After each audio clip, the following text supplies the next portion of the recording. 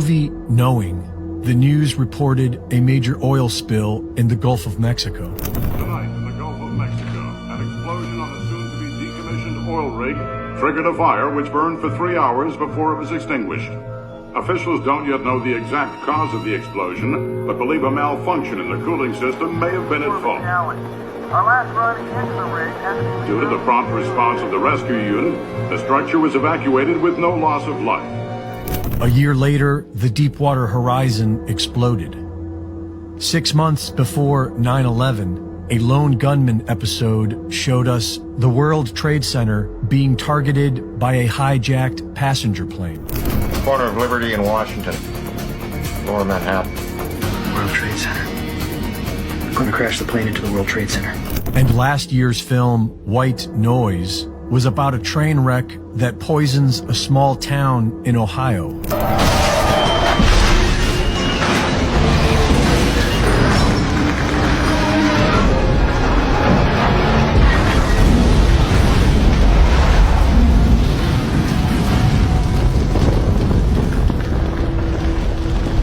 This is the very same story now playing out in real life. Within a year of White Noise's release, the actual event occurs in real life, in Ohio, in Texas, and in Michigan. This is known as predictive programming, and its purpose is to psychologically trick the minds of the masses into accepting major traumatic events that would otherwise be resisted. In the book Secret Societies and Psychological Warfare, Michael Hoffman describes a mind control technique known as the revelation of the method.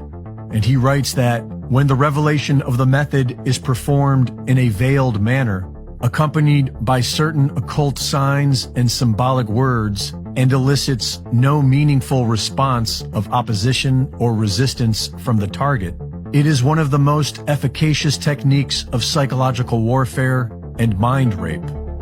Sarah Elkhaldy of the Alchemist YouTube channel does an excellent job of explaining all this. According to Elkhaldy, there is a law of nature in this universe that compels the dark occult to first gain our consent before trespassing against us, because they believe this protects them from the natural laws of cause and effect. They offered, and we accepted, so it's all fair. A lack of response to an action is often taken as an approval of that action. And there is an old Latin proverb that says, "He who is silent when he ought to have spoken and was able to, is taken to agree." Silence is considered by many to be a form of consent. And so it is through a veiled performance of the revelation of the method technique that these dark occultists believe they are gaining our consent, what we know as predictive programming. With predictive programming, the minds of the masses are impregnated with visuals of a major event before it happens.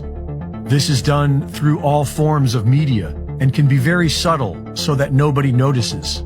But the subconscious mind notices everything and can easily be programmed through repetition. And so these controllers repeat whatever it is that they want us to accept as reality. Because these images are delivered to us through entertainment, they elicit no meaningful response of opposition or resistance, and so we accept them subconsciously.